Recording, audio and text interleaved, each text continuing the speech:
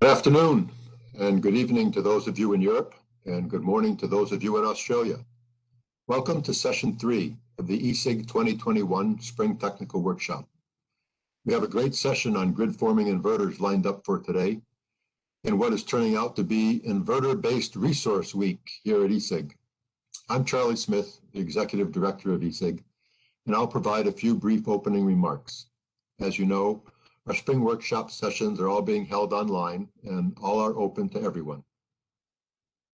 The workshop was planned with the input of our ESIG Offerings Committee, chaired by Bethany Frew of NREL and Julia Matevosyan of ERCOT.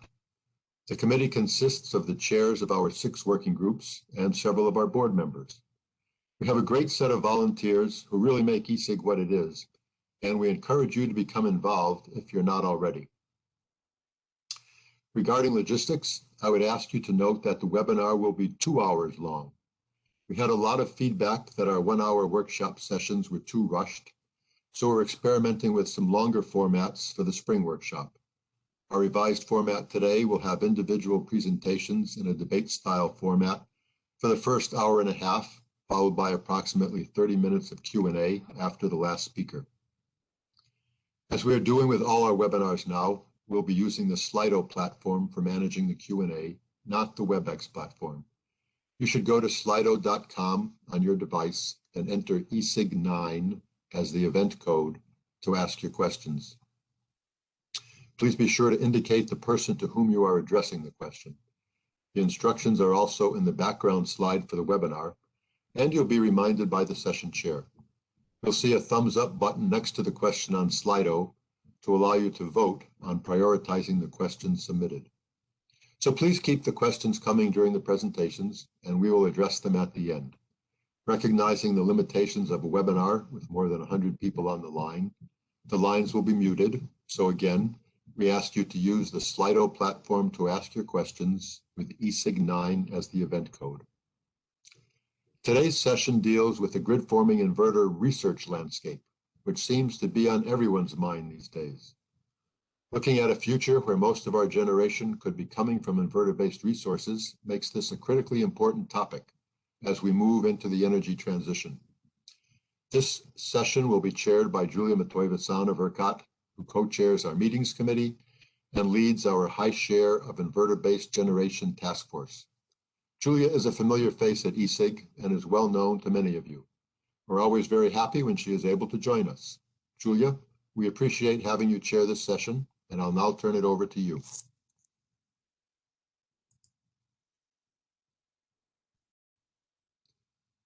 Oops, I'm on mute. You were on mute, right, okay. Yes, thanks so much for introductions, and it's my pleasure today to chair this session. I'm very excited to hear all the presenters.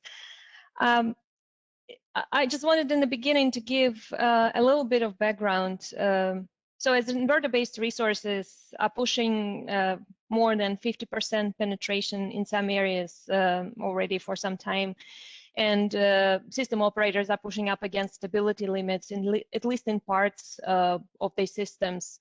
We need some technology or some services to support existing grid-following inverters. We can, of course, use remaining synchronous generators or install new synchronous condensers to provide these services, but overall, we are also looking for inverters themselves to provide some of the emerging system needs. So as you all well know, that grid-forming inverters are being widely talked about in this context. About 2018, I put this figure, circular problem, together that you can see on the slide on the left-hand side. And the figure basically looks at system operator and challenges that system operator is experiencing with high penetration of inverter-based resources. The system operator is pushing up against stability constraints, but on the other hand, cannot require functionalities from inverter-based resources that are not widely available.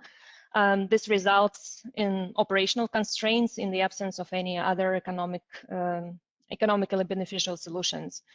Operational constraints make it unattractive for inverter-based resources to develop further in those areas, which may be a resource rich. And it makes it difficult for manufacturers it results in shrinking markets for manufacturers, and it's difficult to develop new functionalities that systems might need. Also, manufacturers don't have clear specifications for what technical functionalities are actually required. And so the circle closes up.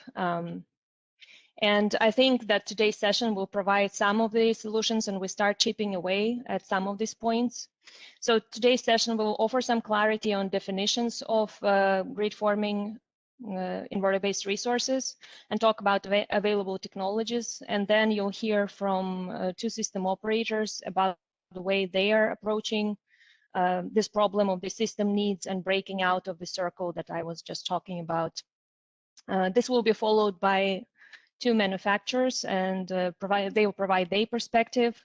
And last but not least, you'll hear about research landscape and questions that lay ahead. So with that, and without any further ado, I would like to introduce our first speaker, Andrew Isaacs. Andrew has been with Electranix since 2003.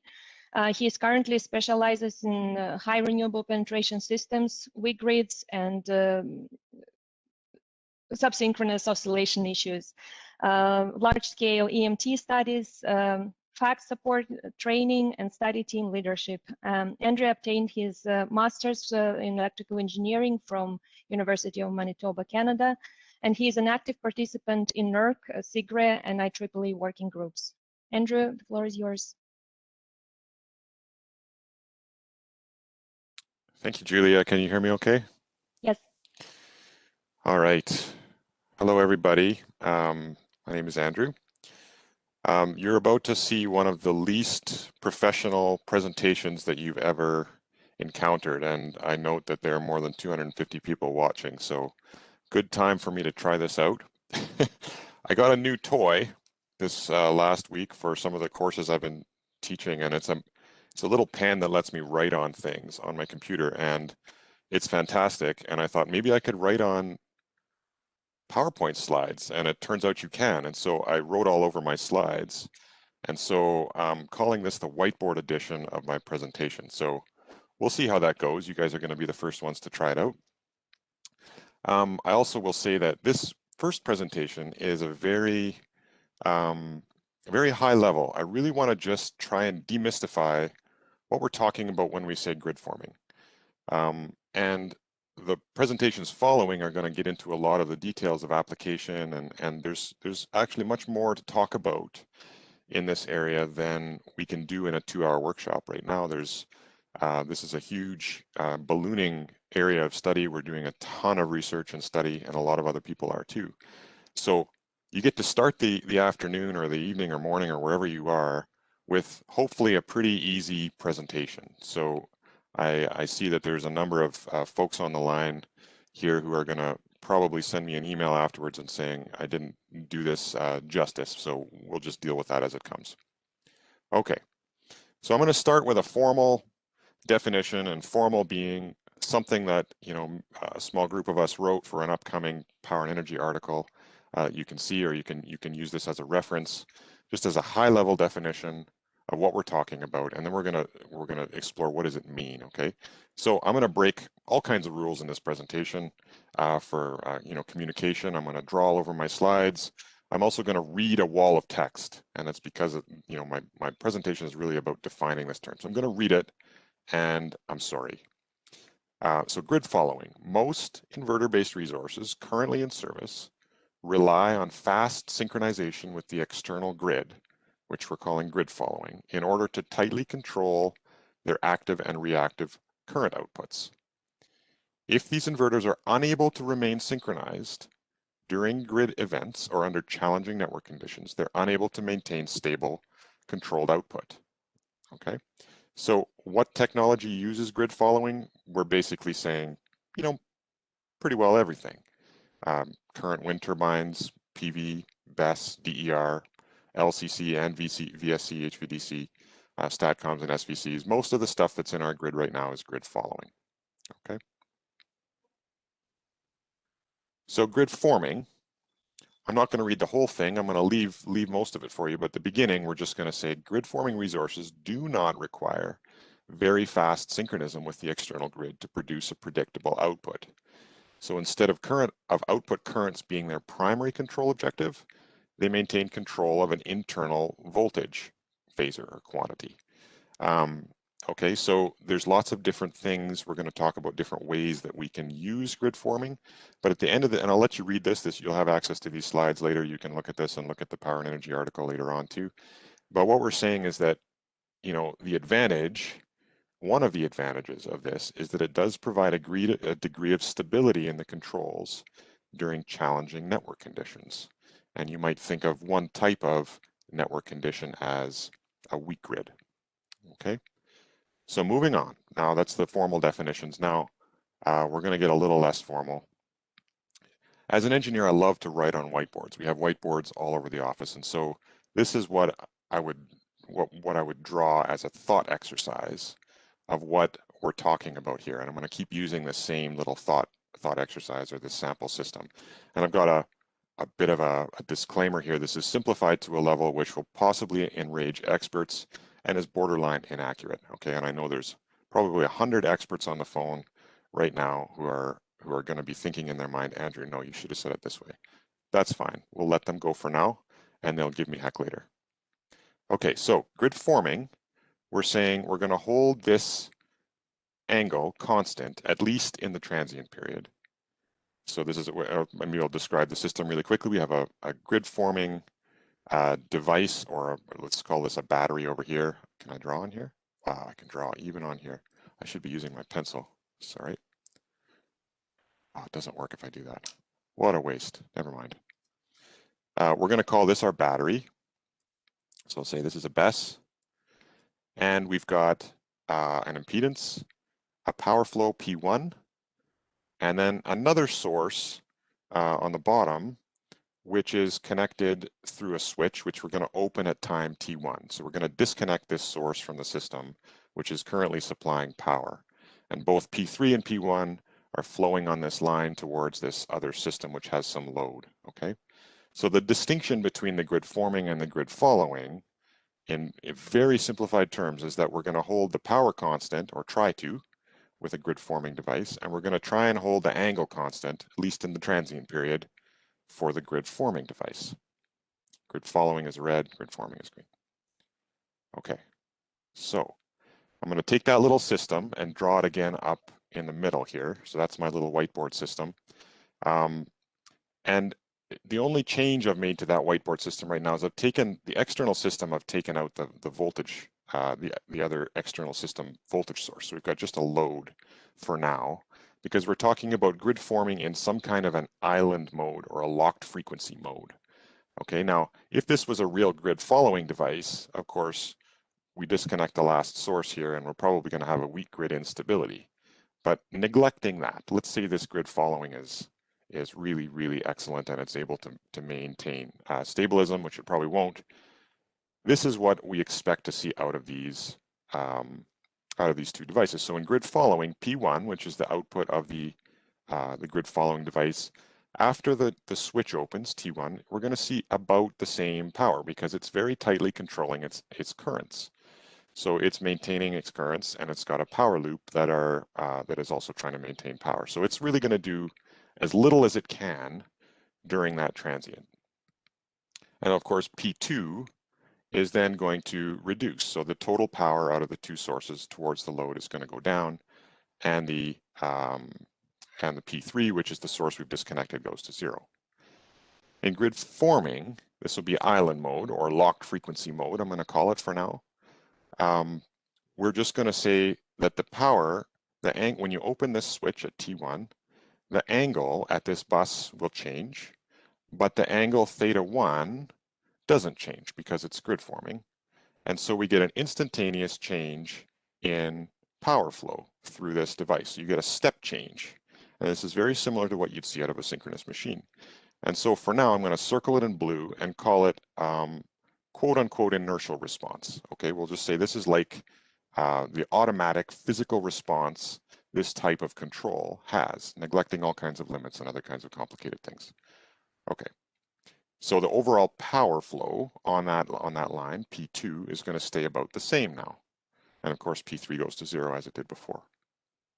Okay, so this characteristic step change, when you change the angle, is something that you will see out of grid forming devices. This is something that is and grid forming in that case encompasses a synchronous machine or a synchronous condenser, because that's the same kind of inertial response you'll get when you hold that voltage angle constant. Okay, Andrew, you have 3 minutes.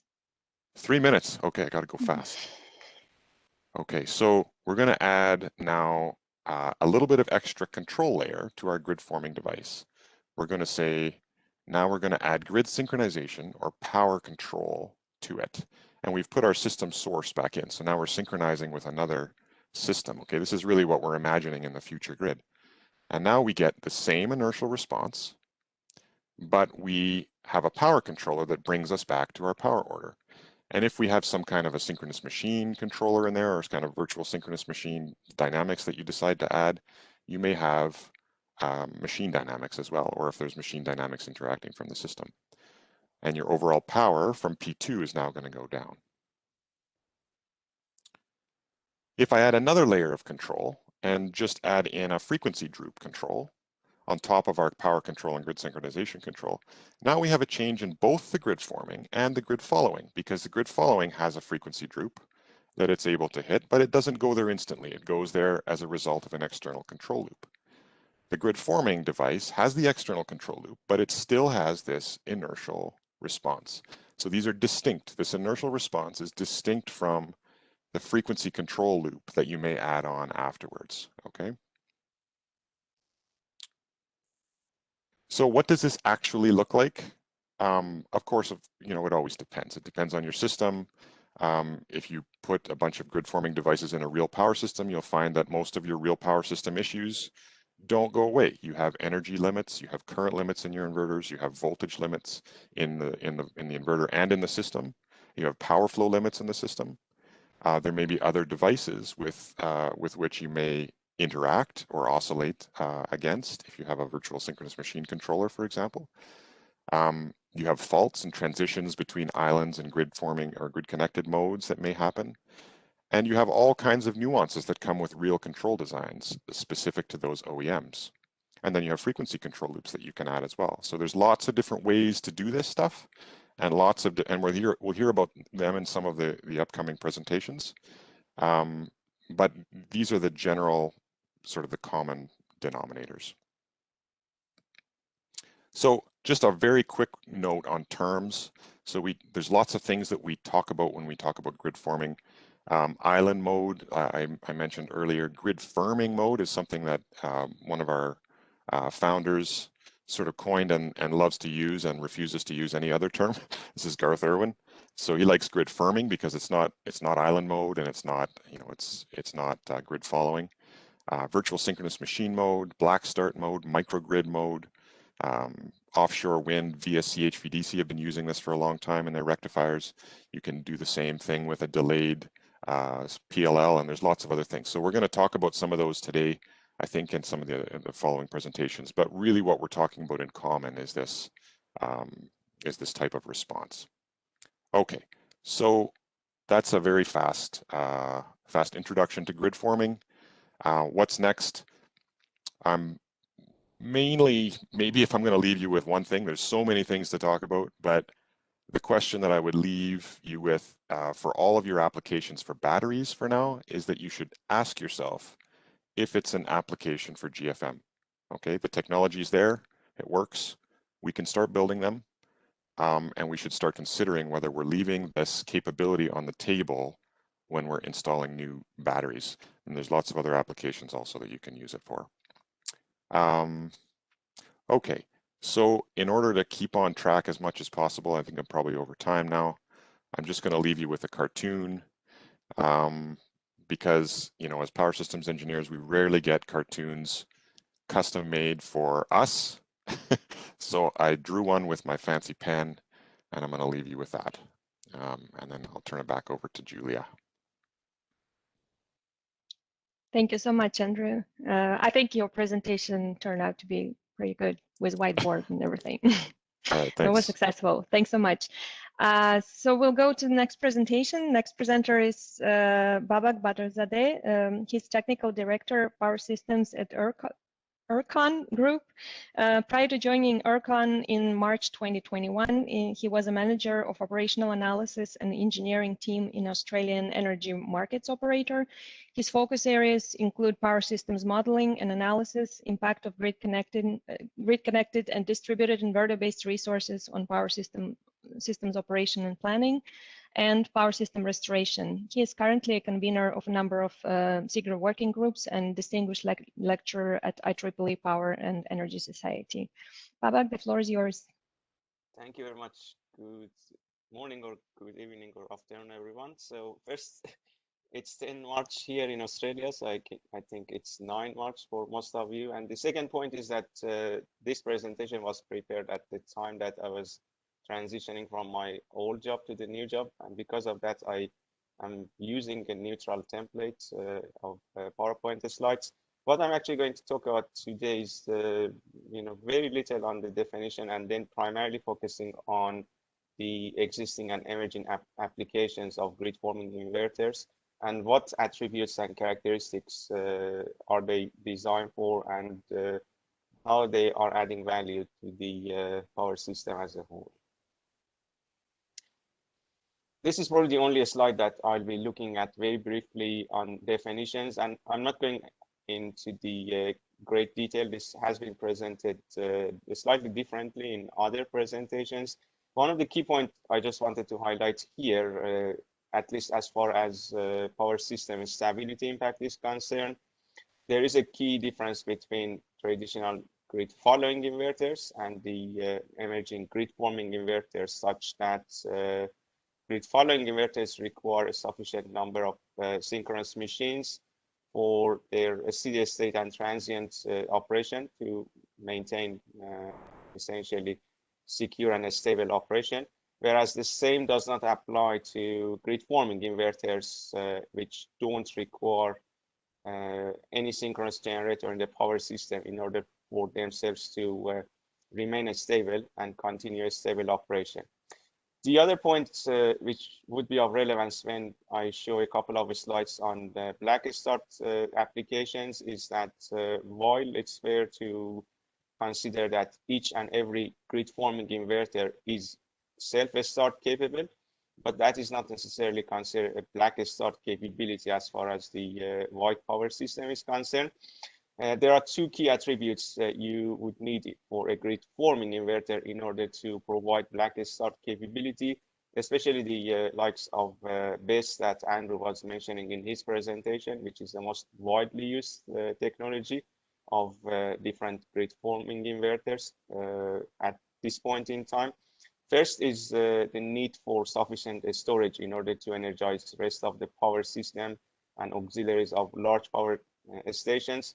And second, still the grid following inverter would need to energize the rest of the power system, which utilize conventional protection systems, many of which require sufficient fault current in order to operate correctly during fault conditions.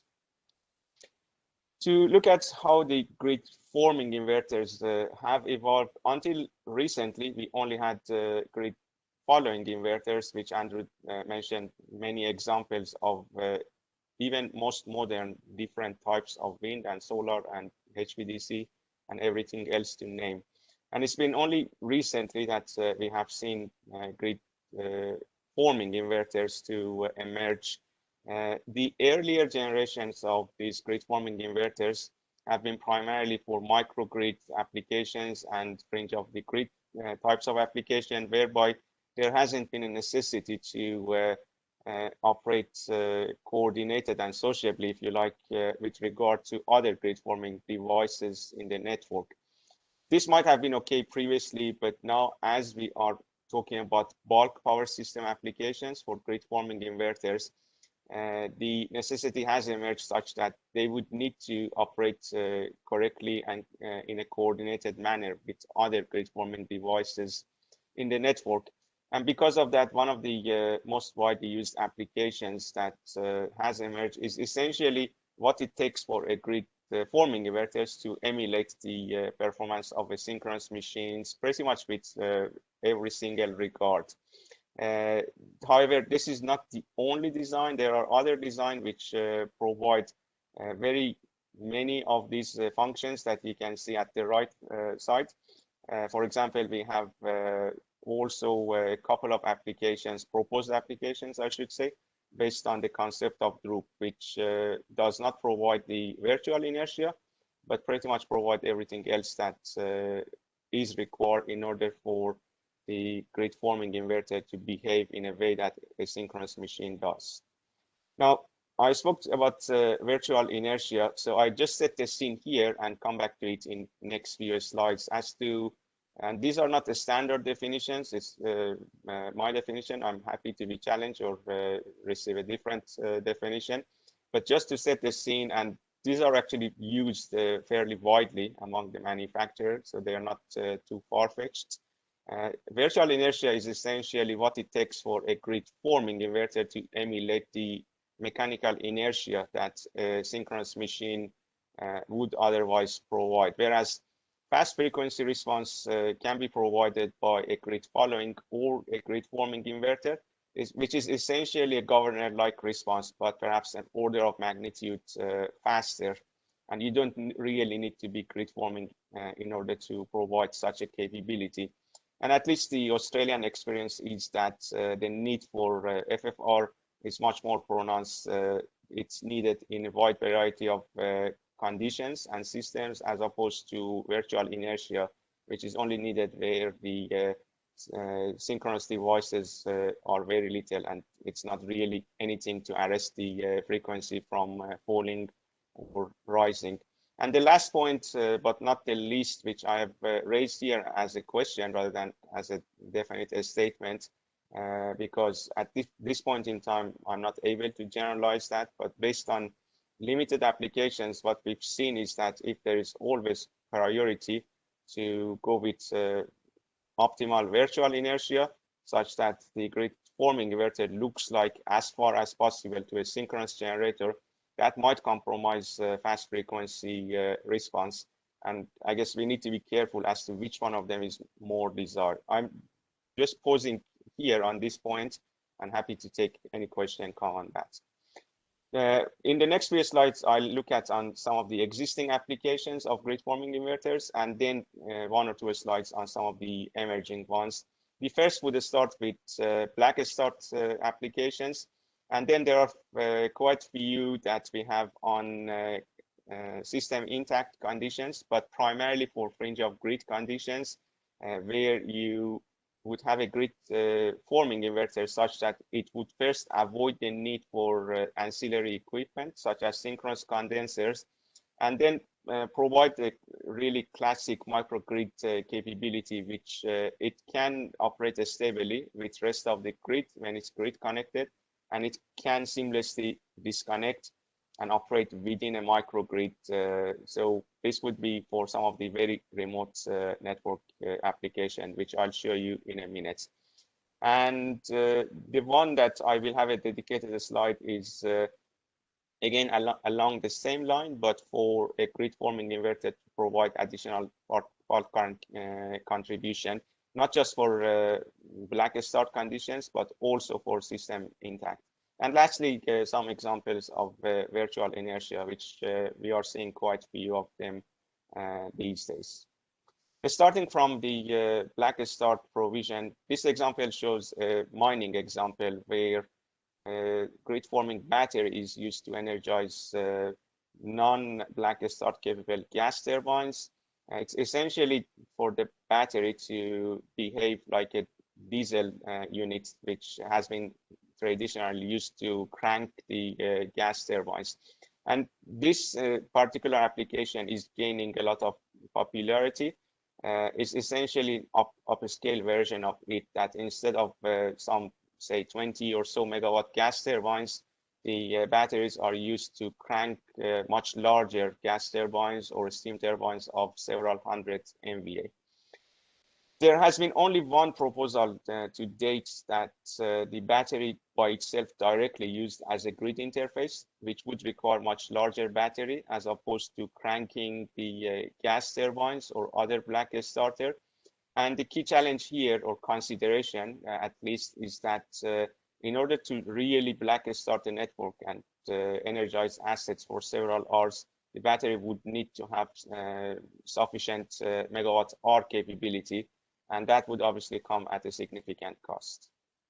Now, talking about a couple of microgrid applications, the one at the left-hand side in South Australia, it's one that I would assume many of you are aware already. That was the first application of grid-forming inverters in Australia, which is essentially in a fringe of grid application. It's quite far from the metropolitan load center. It's quite far from center of other inverter-based resources.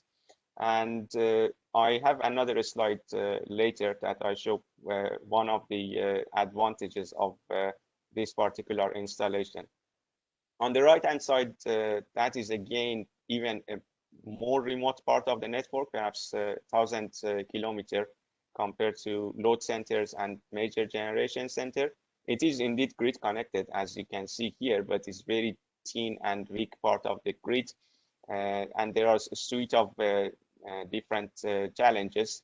One thing worthwhile to mention for both these applications is that they are not alone by themselves. So one of the advantages that both these microgrids have been designed for is to make work other already connected grid following inverters of different types, whether wind farm or solar farm or SVCs, or you name it, that would not otherwise be able to maintain a stability under those very weak conditions when subject to fault in particular. So this is an example I was mentioning from the previous graph in South Australia. So the key point I wanted to highlight here is on the fault currents provision capability, which because of very remoteness of the network and the absence of any synchronous generators, there has to be a source that can provide sufficient fault currents for the correct operation of protective relays. And in this case is the grid forming inverter indeed, which has been designed to provide with some tweaks on the transformers up to the 3 per unit as seen at the grid sites. Obviously, this does not come free of cost. You would need to operate your semiconductor switching devices, whether they are IGBTs or silicon carbide, in order to support that high fault current provision.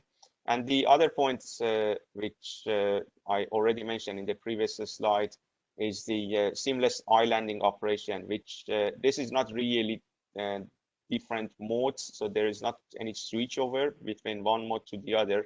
That would happen essentially seamlessly. And that is again a further demonstration of the flexibility that grid forming inverters provide compared to, for example, diesel or gas-fired types of microgrid application, where the switchover would not be as seamless and as easy compared to the use of grid forming inverters.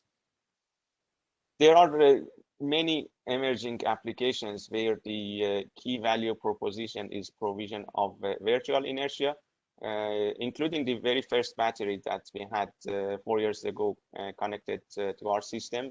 It has since then been expanded, which is currently 150 megawatt.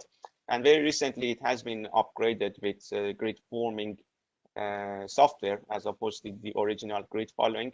No other changes has been applied. So that's interesting to note. There is no hardware changes or any other implication other than the use of software, which would allow these batteries to provide virtual inertia.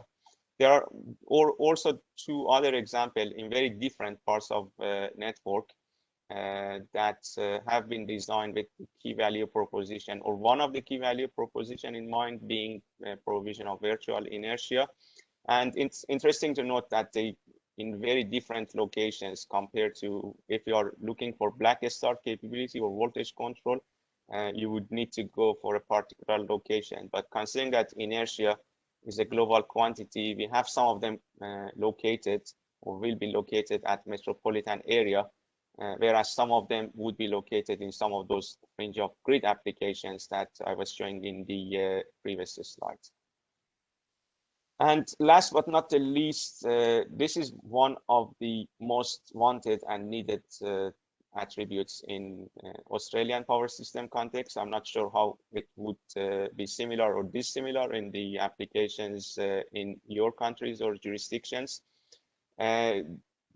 Considering that Australia is a very, very large country and there is abundance of wind and solar and battery applications, almost all of which are located quite far from load centers and synchronous generation centers. This is an example, an area, and this is as it looked like almost late last year.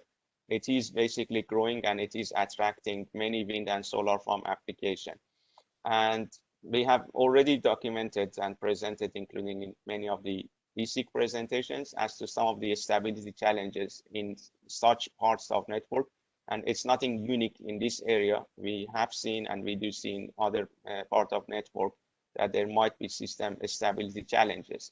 And because of that, many of these projects attract directly or indirectly synchronous condensers. Now, a synchronous condenser would not be needed for any reason other than to stabilize the grid following inverters.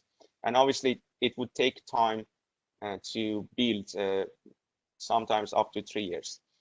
Now, the question is that what it would take for a grid forming inverter to essentially emulate the same performance as a synchronous condenser, and noting that it is a device still that can generate megawatts. So it's not just for a stabilizing feature as opposed to a synchronous condenser, and it can be built and installed much quicker than a synchronous condenser.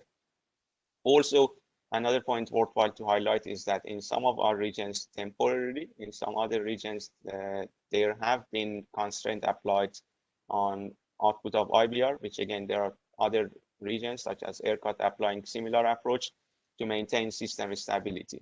Now, what would take for a grid forming inverter to essentially help stabilizing, not just itself, because we have already discussed that it doesn't really need any synchronous generator. It doesn't have susceptibility, lack of system strength in the power system, but not only stabilizes itself, but help other grid following inverters that would not necessarily be otherwise remain stable under some of those extremely weak conditions. And but you have about a minute left. Can you wrap sure. up? Yeah, I need only 30 seconds. That's the very last bullet point I have, that essentially the question has been how a grid forming inverter can be designed to provide such a capability. And there is no application of it currently installed, but there has been desktop studies and there is tremendous interest from developers on how a grid forming inverter can essentially substitute or replace a synchronous condenser. And at this stage has only been desktop studies which provide positive news in a way that grid forming inverters can essentially substitute a synchronous condenser. As to exactly what is the efficiency gain with regard to synchronous condenser, that's still a work in progress, but I probably pause here, and if there is any interest, we can discuss that during the Q&A. Thank you very much. Thanks so much, Babak. We'll hop to the next presentation, which is also from a system operator perspective, and it's coming from Julian Leslie. Julian is a head of networks and chief engineer at National Grid Electricity System Operator. Julian is a chartered engineer with nearly 30 years experience of transmission system operation, planning, and investment. Julian's current accountability are to ensure that as the nation transitions to a low carbon future, the electricity network enables the transition and that system operator defines the needs of the network to enable the market and the network owners to invest in the right technologies and solutions at the right time. This includes being responsible for current and future connections to the transmission system and ensuring that access to connect to and to maintain transmission system is granted in a way that minimizes costs to consumers and maintains security of supply. Julian, the floor is yours. Great. Thanks, Julia. Thanks for the introduction. Good day, everybody, depending on where you are in the world, I guess. So I'm Julian Leslie, Head of Networks in the ESO here in Great Britain. So I'm going to do something a little different to the last two. I guess it's probably less technical as to what I'm going to talk about in a moment, but there's lots of links to technical documents that do detail the requirements that we have for grid forming inverters on the UK power system. But first of all, I just want to get our eye in a little bit in that we have an ambition as a system operator here in Britain that we'll be able to operate our grid system with zero carbon by 2025. And what this means really is that on that sunny, windy afternoon in August, when our demand in GB is relatively low, that we will have periods of time, whether it be an hour or 2 hours or 3 hours, where we can operate the grid system at zero carbon. And then really the ability for us to just take whatever the market gives us and be able to operate in that way. If you look at the notable records box, on the 23rd of May last year, the market delivered us 100% zero carbon generation. But because of our intervention in the market to buy on synchronous machines to get the inertia, the frequency management, the voltage control that we needed, the actual result of that day was only 85% zero carbon. So really our challenge in the next 4 years to get us to 2025 is to look at what that 15% of generation was made, the reasons why that 15% of generation was procured through the market, and try and find alternative solutions so that when the same sort of situation arises in 2025, our control engineers can sort of sit back and not interfere with the market, knowing that the system will be safe and secure and operable. We're fortunate here in the GB, though, in that we're not going to 100% inverter-based resources. We have a reasonable sort of nuclear fleet, which is coming towards the end of its life, but it's going to be replaced with some very large new nuclear going forward. And we have a small amount of hydro around the system as well. So we have a little bit of sort of inherent inertia on the system. But even still, I mean, August last year, we got up to 60% of our total generation was on wind. And that is growing all the time. And certainly by the time we get to 2025 or 2030, that wind share of generation will be at 70, 75, 80%. So we need to move on this. And we have a program of work in order to get ahead of this and to procure from the market the services that we need. Everybody else has spoken much more eloquently about the differences between the forms of generation. So I'll just skip past this slide. But I guess here in GB, this isn't a new concept for us. We've been thinking for quite some time, as I know many other system operators around the world have been thinking. And really going back to sort of 2013, looking towards the 2020 challenges that we would be having today, and really looking at what are those problems that were coming up into the future. We've engaged with academia across GB in Strathclyde and Nottingham University to develop prototypes, to write papers, and to really understand what a virtual synchronous machine or a grid forming inverter would really need to look like. And in 2018, we established an expert group that was going to look at the feasibility of this and to develop a real detailed specification to include that in the grid code, which is the technical code here in GB that all generators connecting to the system need to comply with. And this was successful such that the Salach wind farms, this is a wind farm in the borders between England and Scotland. It's owned by Scottish Power Renewables, and it gained some innovation funding from a whole bunch of people, including Scottish government. And this is our first sort of large scale virtual synchronous machine in Britain, 69 megawatts. The technology is Siemens Gamesa turbines, 23 of those. And this was successful in November of last year, in that it re-energized a proportion of networks, so black started effectively the system. And it's able to do this by regulating the frequency and the voltage from the turbines and forming the stable network island. And it was able to do that for some time to keep the island stable and then allow it to reconnect to the rest of the grid system.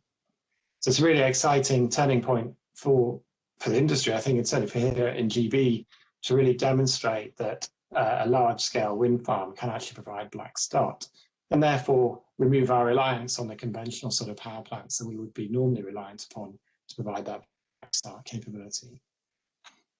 What Dasalic has also proved, though, is that I'll talk about in a moment, the Pathfinder project that we're doing in order to procure stability and short-circuit in-feed services for the system, that actually we do expect Dasalic and other wind farms to be able to participate in that market so that they can sit alongside more traditional synchronous condensers and other technologies, and VSM is a key part of providing that stability and short-circuit in-feed current that we require to maintain a stable system. So how do you know what's required? So as I said already, this in 2018, this expert group got together. It comprised a whole bunch of people, developers, manufacturers, consultants, academia, etc. And worked together for quite some time. And in the end, they raised this modification, which when you get the slide deck after today, you can have a click on and you can have a look at the grid code specification for a VSM, a virtual synchronous machine. So it's obviously the requirements are non-mandatory. So a wind farm or a battery technology doesn't have to have VSM. But if they want to participate in the new markets that we're creating, then obviously they can go to their suppliers and work through the engineering requirements in order to specify this VSM performance, and therefore opens up a whole raft of revenue streams for them going into the future.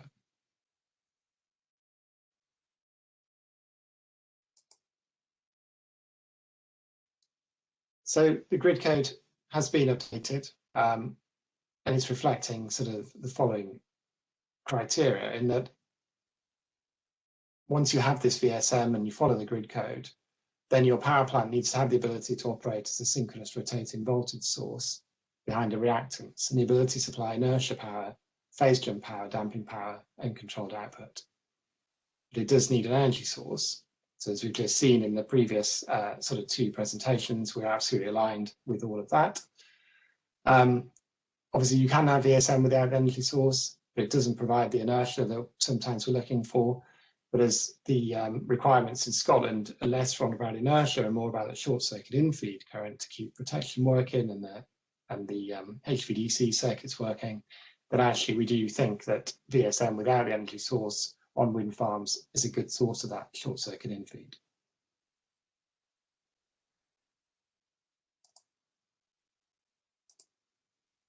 So just to sort of wrap up then, so the way that we approach this in Britain is that as a system operator, we define the technical need. And if you look on the link here again after the presentation, you can find 7 pages of technical requirements for our short circuit in-feed and inertia and grid stability requirements in Scotland. We published this last October, I think it was, an expressions of interest, an EOI, and we wanted to enable the new technology, including VSM, to participate. This was so successful that when the EOI closed in January of this year, we had over 40 different technologies from around 40 different technology providers, and 1,500 options and permutations of these different devices that can provide short circuit in-feed and grid stability services into the system. Yeah, this really took us by surprise. We thought we'd get a sync comp, a flywheel, a couple of batteries with some VSM on them. But to get 1,500 different options and permutations across 40 different suppliers and technologies just really took us by surprise. And it really shows that by putting the needs into the market, allowing the market to innovate with their supply chain and the OEMs, really is bringing forward a different approach to managing short circuit in-feed and inertia on the system. So the challenge going out, we've got to assess those 1,500 options and see which of those we can put forward into the commercial tender process, which will be starting in the next couple of months, with the idea that we will then let contracts this summer for devices to be built and operational ready by 2024, the early part of 2025. Now, in terms of sort of scale of investment, we think that this tender process to buy the amount of services we need over a 10-year period in Scotland is going to be around about £500 million, so 500 million pounds sterling. So these are pretty substantial sort of contracts, pretty substantial market for new providers and new technologies to play in. And I think if we'd have stuck with the traditional sort of calling up our friends in the transmission owners and asked them for solutions, we'd have got a synchronous condenser, and that would have been the end of it. So we're really pleased with the approach we're taking here in GB, that we are getting the innovative solutions, we are getting new providers to bring forward new technologies, and that they can be delivered at a very cost-effective rate and will be ready and available for us to be able to operate our grid system at zero carbon by 2025. So that was it for me. Julia, back to you. Thank you so much, Julian. Thanks for keeping time. It's very impressive. With 1,500 different options, will be very challenging to evaluate, I can imagine. I wanted to remind everyone to post their questions in Slido, and you can see in the bottom of the slide here the code for Slido, and also rate questions that you already see posted there. It makes it easier to ask the most pressing questions first. So with that, we'll switch gears a little bit and go on to a manufacturer's perspective, where we'll have two presentations from manufacturers. The first one is Eckard Whitman from ENERCON. After his degree from RWTH Aachen in Germany in 1996, Eckard worked in several different wind energy companies as sales and international project development engineer. Since 2004, he is at ENERCON, heading the sales grid integration division as of 2010. His focus is on continuous development of system optimization to meet grid demands with today's and future wind power plants. His specific focus is to identify what technical challenges a power system with very high penetration of inverter-based resources and distributed generation will have. He is also a member of European Task Force Grid Codes with Wind Europe, which is a stakeholder in development process for European network codes. So Eckard, the floor is yours. Okay, thank you, Julia, for the introduction. Can you hear me well? Yes. Does that work? Yeah. Okay. Good. Thanks for the invitation. I have to admit, I'm not a researcher, so thanks for having me anyway here. I'm today here to give the point of view of a manufacturer. We are the ones selling wind turbines. We have built in the last 25 years or a bit more than 50 gigawatts in different parts of the world. And I will address this very much from a sales point of view, I have to say, but it's becoming also electrically, hopefully interesting for you. So we've heard that grid forming inverters should be built, could be built. Well, I would say they are already built. They're available on the market. You can buy them from our colleague that is going to talk later, from SMA or from ABB or you name it. Manufacturers are providing this, and they are bound to batteries with a good reason. They are not available as commercial products for wind turbines. The wind farm shown before from Siemens Gamesa, they made a huge effort, and this is really good R&D work to show how far wind can be used for that. But even Siemens Gamesa, they're saying it's far away from a commercial product. So PV and wind today are not available with grid forming. They are available with a grid following technology for a couple of reasons.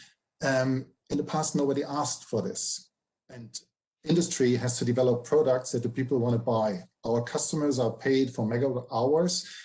The income they can generate based on ancillary service is usually minimum, so nobody wanted to have such capabilities in the past. But this may change, and I think the approach from GB is quite interesting in that direction.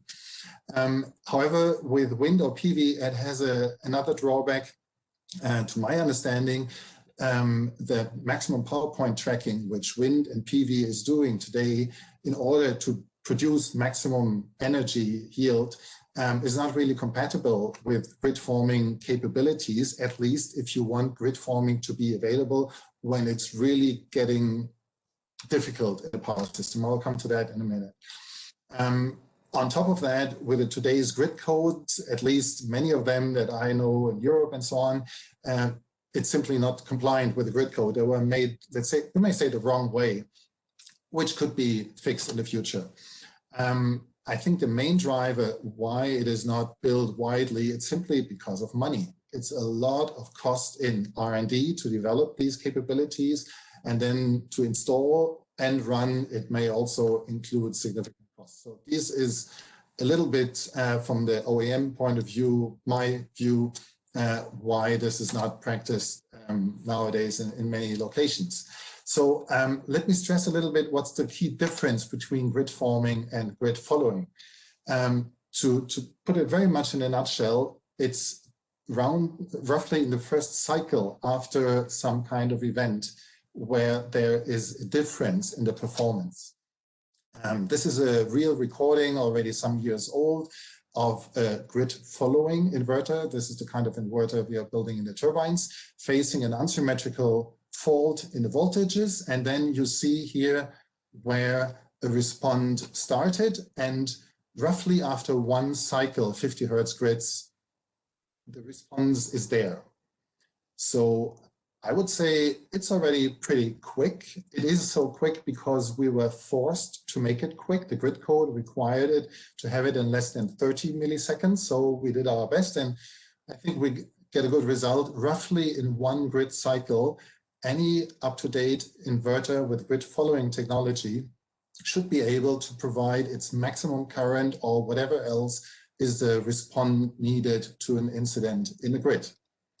So we are talking about 20 milliseconds, and after these 20 milliseconds have passed, during these 20 milliseconds, the grid following inverter may need the time to allocate the reference system and synchronize to that. But beyond that point, roughly after 20 milliseconds, either a grid forming or grid following inverter, they have the same physical limitations, which is first of all, the current limit in their semiconductors, and on top, the limitations they have in power. You cannot suddenly squeeze out significantly more power from a wind turbine or PV panel than you had before when you are MPP tracking, which is the financial basis for all the today's power plants. And after these roughly 20 milliseconds, any capability to adjust and fine-tune and optimize the performance to be really system supportive is basically the same if you have grid following or grid forming inverters. So I dare to put the question, is this roughly first cycle really the key topic that we have to fix to ensure system stability at high IBR penetration? Is this really so important to 20 milliseconds that we have to concentrate on that? Maybe, to be answered at a different point. So let's simply assume we have a grid forming inverter for the next few minutes. On the left side, you have the grid. We had a similar presentation at the very beginning from Andrew. And then some grid forming source is coupled through the two impedances. One is the internal impedance, which might be variable by software. And then there's the impedance to the grid. And this is the simple phasor diagram for that. That's pretty simple electrical engineering, I would say. So let's assume we have such a grid forming inverter. We do not care for the beginning which kind of source is feeding, if it's a battery or PV or wind or whatever. So I have the two sources, the two voltages being in the same frequency at a fixed and stable phase difference, and then the resulting voltage in between is this red arrow here, symbolized by the red voltage waveform. Okay, so during steady state everything is fine, and now imagine something really stressful happens on a grid. I'm not talking about a minor switching operation somewhere, but we were mentioning already before the risks of system splits, for example. This is something we are discussing here a lot in Europe, and I can imagine this is also relevant for Australia or other grids.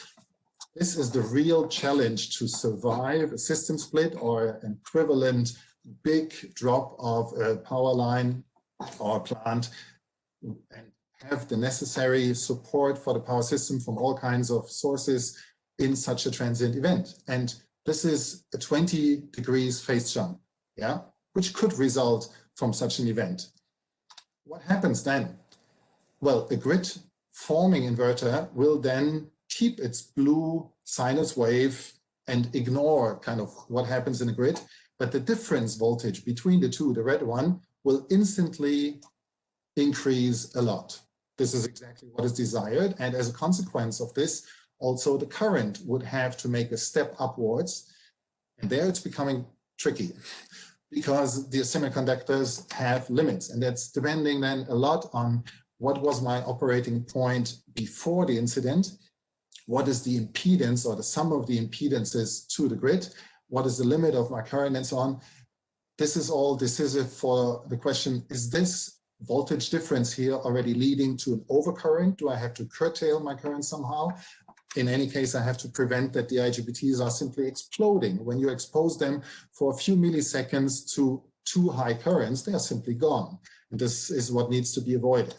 So beside the question, do my IGBTs can afford such a sudden step in current, which would flow automatically, do I have a power available to sustain this power flow for a few cycles at least? If I have to jump immediately here at the first millisecond after the event back to grid following because I don't have any power or I'm on the limit of my current, then I think we didn't win anything for the power system. So we really have to have devices that are able to supply significant power and significant current in such events. From a wind turbine, almost impossible. From the PV, maybe a little bit easier possible. Others will have to say about this. With a battery, yes, I can imagine that. And that's the key difference I want to make here in these 10 minutes that I have. Let's assume the battery is behind and can feed this, then there's still the remaining question, when should this internal voltage then resynchronize to the external grid? In reality, it's not only a phase jump that is happening, but it's also eventually frequency drift or an unsymmetry or all kinds of mixed events. And there needs to be a clear specification how in such mixed events, the grid forming source should return to a, let's say, steady state operation, because there's no storage that lasts forever. So there are lots of questions coming up when my colleagues from the R&D department ask me, okay, we are asked to make a grid forming inverter, give me the specifications for this. So in order to tell them what they need to do, I need to know what should I do in this event when my current becomes too big, when I have no buffer available. Am I allowed to return to grid following or not? So in a wind turbine, such a performance to be really grid supportive in severe events would require battery and or supercaps. Or the alternative is it would have to withstand significant mechanical stress. On purpose, wind turbines are built, let's say, cheap, and they are decoupling the mechanical side from the electrical side because there was no requirement obliging them to perform like in the slide here. So in order to make the products more feasible for our customers, produce more megawatt hours, they were decoupled. If we have to couple them now again firmly to the grid, this causes either mechanical stress, which leads to higher investments, or we need batteries, supercaps, and stuff like this. The Siemens Gamesa wind farm during the trial, according to what they published, was exposed to phasor jumps of less than 1 degree. So these are, from my point of view, minor events, and they sustained this and they survived, everything fine. But if there would be a system split in UK, I'm pretty sure these turbines would run immediately also into grid following mode, because according to Siemens Gamesa, they have not changed the hardware in the turbines, they changed the software. So this is to illustrate a little bit why me as a manufacturer, I see here an issue, a problem. Certainly if the phasor jumps goes in the other direction, like shown here, the difference in voltage gets reduced, and then the phasor jump is in the negative direction and the voltage and the current have to go down. This is much less of a challenge. For example, chopper resistors could be used for this. This is just to complete the picture. One direction when the two vectors, the angle between the two vectors opens, this is putting a major problem. When this angle gets smaller, it's much less of a problem. Okay, so I have to say, building a grid forming inverter as such is not the main challenge. The challenge is to define precisely and as technology agnostic as possible, how should the desired performance look like in detail? So how much overcurrent capability do I have to have? Wind turbines are designed for roughly 1 per unit current. Maybe they can do 1.2, 1.3 per unit current, but not more than that. Nobody would invest in more hardware for something that is not required. If more current is compulsory, then this means more money needs to be invested in the semiconductors. How much power buffer or energy buffer do we need? Again, this is a question of money. Supercaps or batteries, doesn't matter. Or as an alternative to batteries and supercaps, the mechanical stress to the turbine would also lead to the same money, more steel, more concrete or whatever to be built in. And then how to limit the current, because at some big phasor jump, any IGBT device will come to its limit. When you just put the impedance Z grid small enough, then you will reach the ceiling of the IGBT current. You have to define what to do with the current. Shall we keep a sinus wave or shall we cut it? Or there's a lot of freedom, it just needs to be defined. And then what is the transition from grid forming to grid following and backwards? So there are lots of questions to answer, amongst others also how to avoid then unintentional islanding. If a grid forming device is perfect to keep any kind of island stable, then it's almost impossible to identify that you are isolated and that you maybe better shut down your local grid, because you should for security reasons. So these are aspects that I think need to be answered before an OEM can say this will cost you so many dollars or so many euros. Eckard, you have 2 minutes. Okay, I'm almost done. It's all about money, unfortunately. I think we need to answer where and how many of these do we need. It was mentioned before, also GB has some nuclear and some hydro. Okay, is that enough, or do we really need more? I think in GB you said you need more. So which players are the best ones to provide these services, and how can it be organized? Market-based seems to me very reasonable, but it should be a lean and safe market for the system stability. So lots of questions still to be answered. And with this one here, I'm going to close the theater. My very summarized point of view is you can make grid forming capability with turbines, yes. But yeah, it's like making a bear riding a bicycle. It's pretty difficult. It's not absolutely impossible, but difficult. I would suggest, yeah, how about making a PV with grid forming? Yeah, that's a little bit easier. They are kind of smarter to do it, but it's still not an easy task.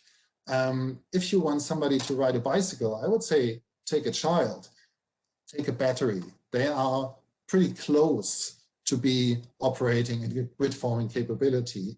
And I think this is the most appropriate approach to provide these system services as they are needed. And that's it. Thank you very much. Thank you, Eckard, and I enjoyed that little theater.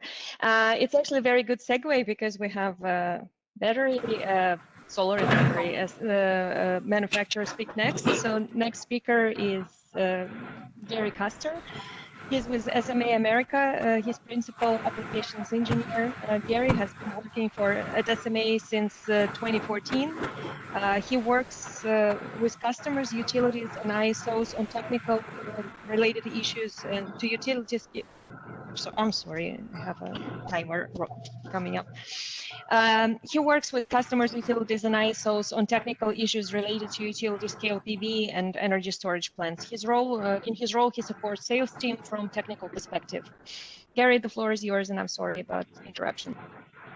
That's okay, Julia. Can you hear me okay? Yes. Okay, great. So this is going to be another manufacturer's perspective on grid forming and potentially black start. And what I thought I would do is start out talking a little bit about some of the basic technologies available today and putting them in some buckets, basically. And this is mainly what I'm talking about here is a utility scale inverter-based generation. So we have one bucket over here that is PV only, and there are a lot of PV plants installed in the world today. We have another bucket in the middle that we'll call PV plus DC coupled energy storage.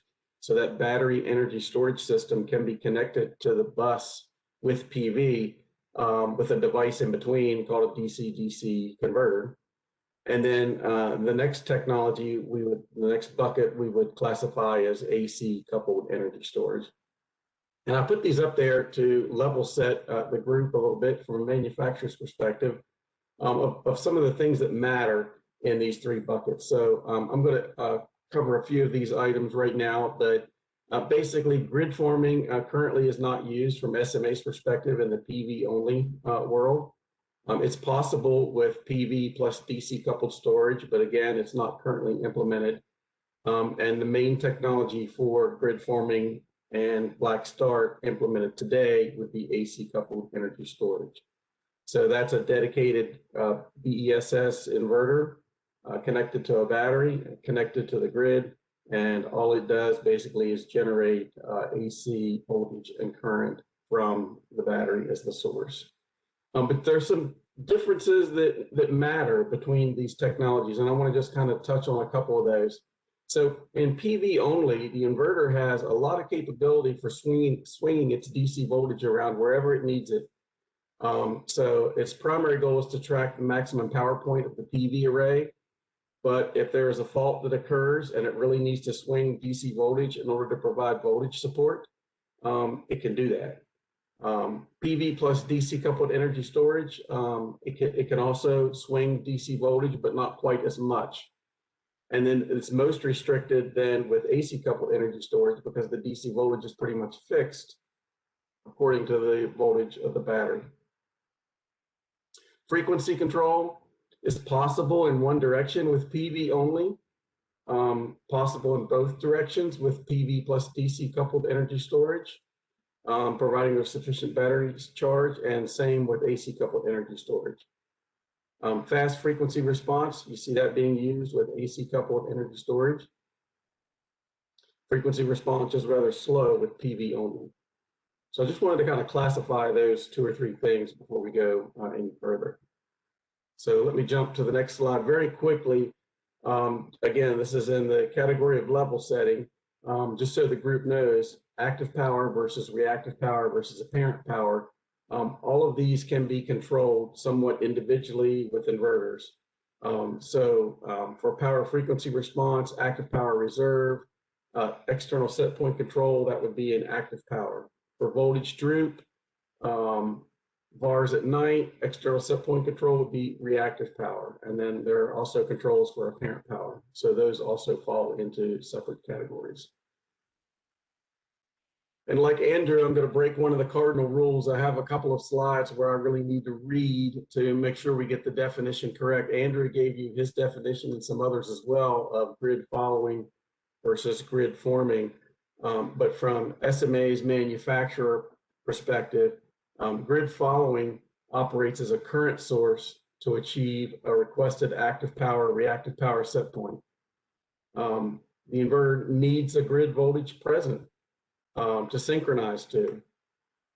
And in the grid following mode, the inverter has full control over its current waveform, amplitude, and angle.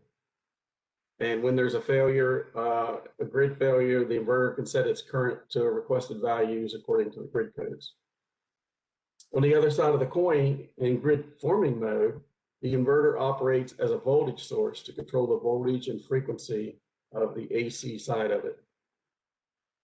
It can work in parallel with other generators or stand alone, of course. It can also control active and reactive power to given set points, not by controlling current though, but by directly adjusting the output voltage. And in case of grid failures, the inverter can only limit the current magnitude, but not the angle. So again, a couple of things to keep in mind. There are some differences.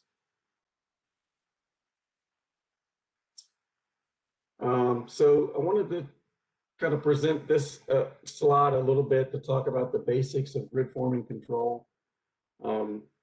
There's a power management block at the beginning of the control, which takes in power and Q set points into it. There is a battery control element because really the inverter needs to know what state of charge is, needs to know the general health of the battery management system. So there's a battery control module. And then there are active power frequency droop and reactive power voltage droop blocks after that, and a synchronization block. And from that point, it goes to the controller for short circuit protection, short circuit current protection, excuse me. And then from there, the PWM, pulse width modulated signal, out to the IGBTs to create the AC sine wave. The next slide I'm breaking the cardinal rule on is talking about grid side starting versus battery side starting. Battery side starting is typically what is called black start. But in grid side starting, the inverter starts from the grid. So the grid is present. The inverter charges its DC link capacitors from the grid. It adjusts the DC voltage according to the battery voltage, and then it connects the battery. And then it operates in this grid forming mode parallel to a generator, the grid, or a genset. It can be disconnected and operate and stand alone with the inverter controlling the voltage and frequency. In the other case, battery side starting, a couple of things need to happen. So the inverter starts from the battery side. So the inverter needs to charge its DC link capacitors, not from the AC side of the grid, but from the DC side. So a DC pre-charge circuit is installed in the inverter to charge the DC link capacitors. The voltage is ramped up then, energizing the connected transformer. So the inverter is now in grid forming mode. Loads can be switched on accordingly. There's also auxiliary supply that's required in grid forming. The inverter needs to be able to start up its processors and controls. And for that reason, some auxiliary supply is needed. Typically, we're seeing customers put a small UPS in to power up the controls. All right, moving right along. Grid forming while grid connected. So this is kind of the next phase. In the previous slide, you would set an inverter up, say a black start or a grid forming inverter. That's its only purpose. It stays in that mode. It operates in that mode all the time and disconnects when you need it to disconnect. You can set up grid forming while grid connected. It's possible. It's the next technology coming out, so the inverter can exist on the grid and work in either mode. So while it's connected to the grid, it can be grid following. When it's islanded, it can be grid forming.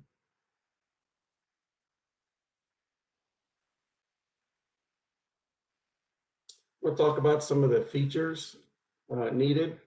And I mentioned those in text in the previous slide, but just to kind of show it graphically here. So a black start grid forming inverter needs this DC pre-charge circuit to take some of the DC energy out of the batteries and pre-charge this DC link capacitor here.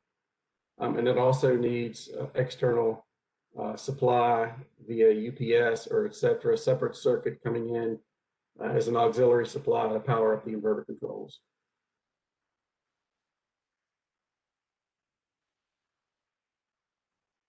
And in this illustrative schematic, what we're doing here is talking about kind of black start as a system level function. Always with black start, an external controller is required. You can call it the black start controller, you can call it the hybrid controller, but a separate device is needed. And that device is going to watch voltage on either side of the disconnect, so the grid voltage, and on both sides of the grid connection and grid current. And it will be in charge of commanding the inverters what to do. So here's what we would call the black start inverter sitting down here with its UPS providing power to the controls, its battery, a transformer, common bus in a plant somewhere where there may be other inverters. Say this is a PV inverter. This is a typical synchronous generator on a local grid.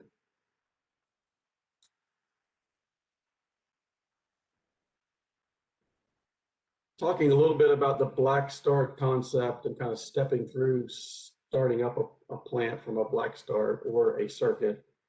that hybrid controller needs to detect the initial condition. So it needs to detect that the grid is black, no power, and the black start command is needed. And it issues that command then to the black start inverter.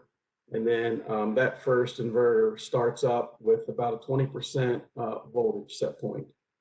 So it starts up, it's running in voltage and frequency control, sitting at 20% voltage. And that's at this point right here on the graph. And then the other SCS inverters come up. SCS is SMA's term for a Sunny Central Storage.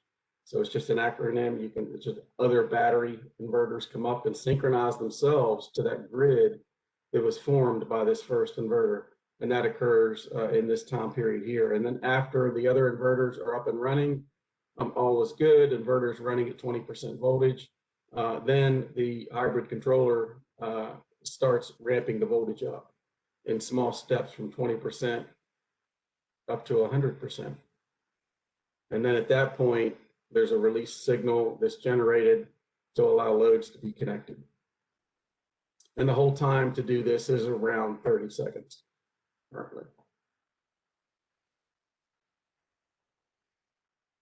And the last slide I have in my presentation, I want to speak a little bit about black starting with generators versus black starting with energy storage inverters. So the top graph is cut off a little bit, but normally in grids, when things are black started with a genset, there's a sudden connection of the load to the genset. So really no opportunity to pre-charge anything. Transformers are switched on hard without any pre-magnetization. And that's what you see with the spike here. In black start mode with a hybrid controller, all the transformers are connected and the voltage is slowly ramped up. Some loads can be connected also. So what that results in is a lot lower stress on the components, namely the transformers, as you're doing that. So that was kind of a real quick high-level review of SMA's perspective on grid forming and black starting inverters. And I'll turn it over to Julia for the next presentation. Thank you, Gary, and thanks for keeping time, actually saving us some. I'll turn off my timer before it goes off. All right, so last but not least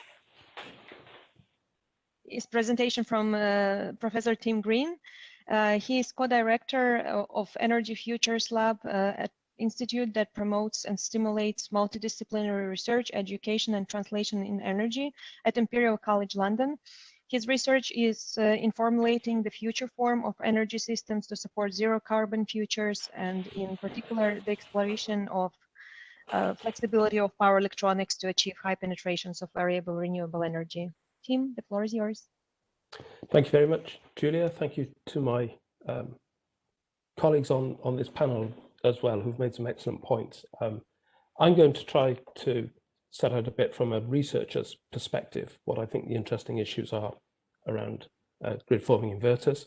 You'll see on my slide I've mentioned two of my colleagues who work with me at Imperial College, Yunji Gu and Yitong Li, whose work I will touch on. I'm not going to say too much about our own research. I'm going to try to talk mostly about what I think the research landscape is. That was the whole point of the webinar, was it not?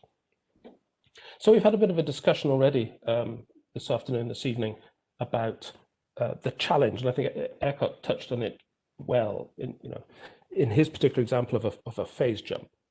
Wanting to know from a system operator what it is they expect a grid forming inverter to do when faced with a large phase jump, and a good, and this reflects back to things that Julia said in her opening remarks about, well, how do you know what you can ask an inverter to do until you know what its capabilities are? You can't define the service you want until you know what the capabilities are, and then manufacturers are sat there saying, well, we don't know what it is you're asking us to do, so we can't tell you what, kind of all of what's possible. So this is sometimes characterized as a chicken and an egg problem, and I think it is worth just pausing for a moment to think about how this applied when electricity grids were first produced. Because really we invented generators first, and then we learned how to run them in parallel, and after a while we learned how to run them sort of in pseudo parallel with a bit of network between them, and we built a grid system around the features of synchronous machines, and perhaps you'd say around governor characteristics as well. And all of the theoretical base of a power system really tracks back to the features of a synchronous generator in terms of the frequency, deviations indicating power balance, synchronization being around rotor swing, grid strength being defined in terms of short circuit currents and so forth. They come from the properties of the synchronous machine, whereas when you move to an inverter, it doesn't really have intrinsic behaviors. It has some physical limits. We touched on those earlier today as well. But within those physical limits, you can control quite freely what the device does, but then you have to answer the question, what is it you're trying to do? So one approach is to make these things look like the original chickens, to create these things called virtual synchronous machines. And again, as others have said, in a sense, you have to pay for that. It doesn't come free because you have to have energy available for when the grid demands it. If you're the grid forming element or the virtual synchronous machine, when something demands more energy, you have to have it available. You see, you have to have some storage, or you have to have some headroom. You have to have some additional current carrying capability in order to source that extra power or to source fault current. So would it be better perhaps to take a step back and say, before we go ahead and mimic the operation of a synchronous machine, what is it we're really trying to do to ensure that a grid is secure and stable and well regulated? And I think that is a good topic for the research community, but also, in conjunction with our friends in the manufacturers and the system operators. We're doing a bit of that work with colleagues across ESIG and in the Global Power System Transformation Consortium. We're trying to do a technology neutral assessment of what a grid actually needs, and therefore what services will it want to call on. And we're doing that under these broad headings of frequency regulation, of synchronization and angle stability, of voltage regulation, of damping, and you could go on beyond that to issues of fault behaviors and protection and so forth. So there's a lot more categories, and there's also a lot more detail than is on this slide, and this slide is already rather busy. But just talking a little bit about the frequency regulation piece, ultimately what you care about most is keeping the frequency within a narrow band around 50 or 60 hertz, because there are forms of generation or forms of load that rely on that being true. So you care about that.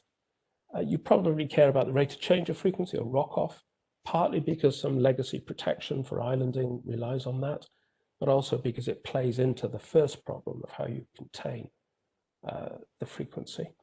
But notice here, what we're not doing is saying what we need is inertia. So inertia and rate of change of frequency are tightly linked concepts, but in the end, what you care about is controlling the rate of change of frequency.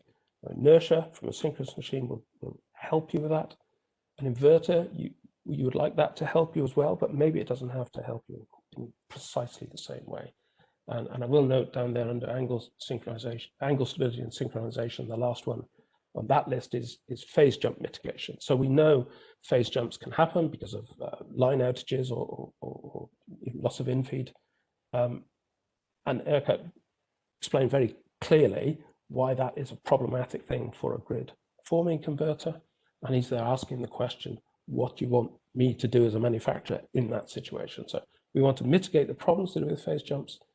It's the role of the community as a whole, really, to co-design the issue here, co-design what the need is from the grid point of view, what the services you're going to request from the inverters, bearing in mind what it is that it's reasonable to ask an inverter to do, because some of these things come with a cost and someone has to bear the cost. And it was interesting, wasn't it, I think, that Julian was laying out the market mechanisms that will procure some of these services within GP and start to pay for some of the things that ERCOT was saying, in his experience, are yet to be paid for. So you could do them, but why would you? Because no one pays you to do them. Well, as we transition our systems and we come to these very high penetrations of inverter-based resources, we are going to have to start, in a general sense, paying for some of these services. I better move on. So synchronous machines come kind of as a package, and whether it's a 5 megawatt machine or a 500 megawatt machine, it comes with some inertia and some voltage control capabilities and so forth, and broadly it scales with power rating in well understood ways. for an inverter, we'll have to tailor the response, tailor the service to the need for each of those categories on the previous slide, and then some. And we need to note that one service might play to more than one need, and one need might be met by more than one service. So it's a many-to-many mapping we're going to have to do, not a one-to-one mapping. I'm going to illustrate that just in terms of talking about controlling frequency after a sudden loss of in-feed. We'll want to contain the frequency within prescribed limits, but we'll probably also want to control the rate of change of frequency, partly because that helps us reduce the deviation, the extreme of the frequency, because by limiting the rate, we give ourselves more time to bring in an additional range of services that will correct the frequency error. And those services could be synthetic inertia, or as we've described previously in terms of virtual synchronous machines, so power proportional rate of change of frequency, but also a traditional frequency response, perhaps a fast frequency response, a very fast delivery of power based on the frequency error, either with or without a deadband in place. National Grid ESO also now contracting for frequency containment, so a fixed delivery of power triggered by the frequency crossing a threshold. And we could be blending those three, so we don't have to take them in the proportions that a synchronous machine would give them. We don't even have to take the functions that synchronous machines give us. We could take other relationships between frequency and power. So that the field is wide open, and we need to do the analysis of what is the best combination. And one of the other speakers, and forgive me, I can't immediately remember who, I think it was Babak talking earlier about perhaps fast frequency response is better than synthetic inertia in some circumstances. Tim, you have 2 minutes.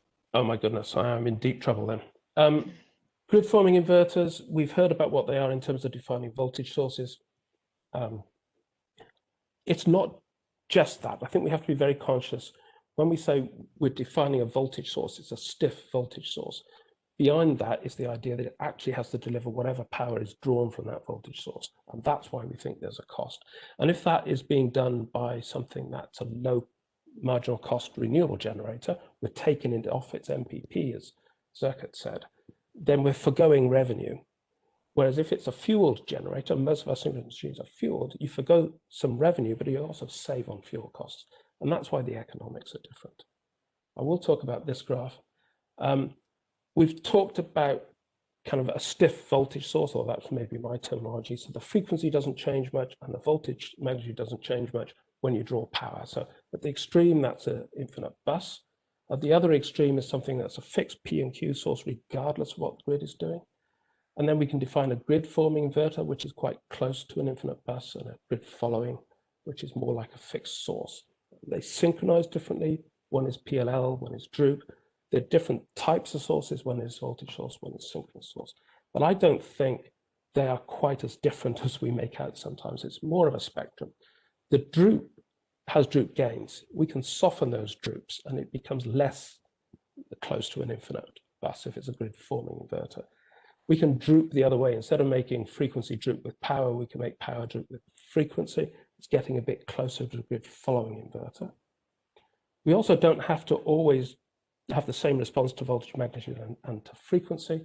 So we could have a source that's a fixed power and a fixed voltage, so sort of a hybrid between the two. And I think we've also been conflating grid forming inverters with virtual synchronous machines, and they're not quite the same in my view. A virtual synchronous machine has to kind of replicate all of the features, inertia and fault current on top of this voltage stiffness. So my point really is I think this binary divide between grid forming and grid following doesn't recognize the subtleties that exist. We have a range of services we want to provide to the grid, but we don't have to take all services from all sources. I think we heard a bit of that, batteries being better able to provide some of these features than others. Some types of converter perhaps better able to provide fault current than others. Fault current is particularly difficult. I think there's a big issue around modeling and the tool sets that we need. Synchronous machines have been around for a long time. We all know how to model them. The model is a white box. We've got the differential equations or the state space format. We can not just model it in the time domain, but we can do sophisticated things like eigenvalue analysis. We can do participation analysis to find root causes of instabilities. Inverters have such a huge range of possible configurations, and those configurations are proprietary to the manufacturers, and they don't like to disclose that for obvious reasons.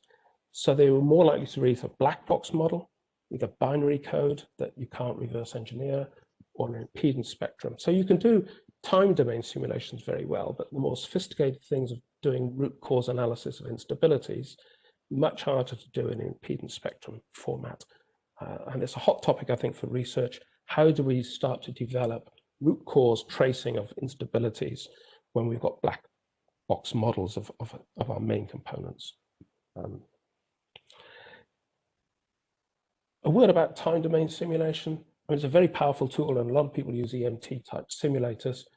To answer the question that others have already asked this afternoon about how much grid forming do I need, you could run time domain simulations on your example network, but your answers are very system specific and operating specific. They'd apply to a time of day when that much wind was on the system.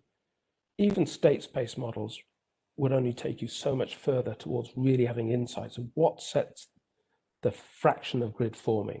And if I unpack a grid forming and say it's not a whole kind of one size fits all definition, there are different combinations of voltage and frequency stiffness and inertia provision. I think we have to go back and tackle this in a more analytical fashion to really find the answers here. If we want to know what really is the threshold beyond which synchronization is threatened or beyond which stability is threatened, we need new indices and new tools. And I think we have to go back to some quite simple networks and some very simple setups and start to develop the theoretical frameworks for analyzing what is the modern equivalent of some of that participation analysis or Nyquist analysis. And there's heaps more to do in tools. I should really shut up because I've been talking too long. But large range of tools needed now for system operators in particular to do their planning and their dispatch in a way that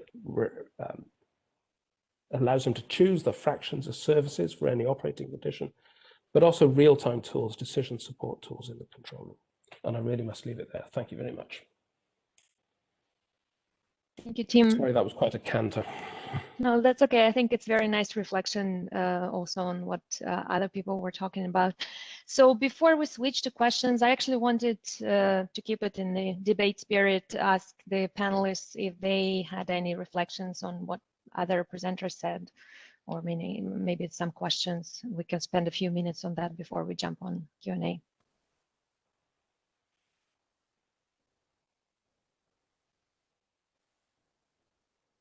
No? Hey, Julia. Okay. Yeah, go ahead, Andrew. Just very briefly, I wanted to, and this is sort of leaning into the Q&A a little bit too, but I wanted to reinforce something. I mean, I rushed through it at the end, but I wanted to enforce the idea that batteries, currently we may be leaving battery capability on the table. I've just seen in our studies around the US and in other places that there are a lot of very large batteries that are going in with no regard to grid forming or grid following. They're just all going in as large grid following resources with no extra capability.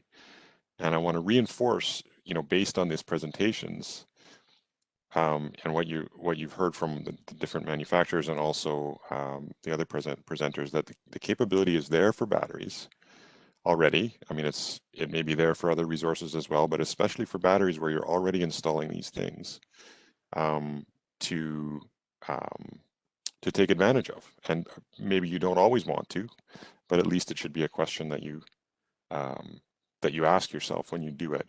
And when you're deciding how much of this do we need, I mean, that's a question, it's a golden question that nobody on this panel is going to answer for you numerically. I promise you exactly how much do you need in a system.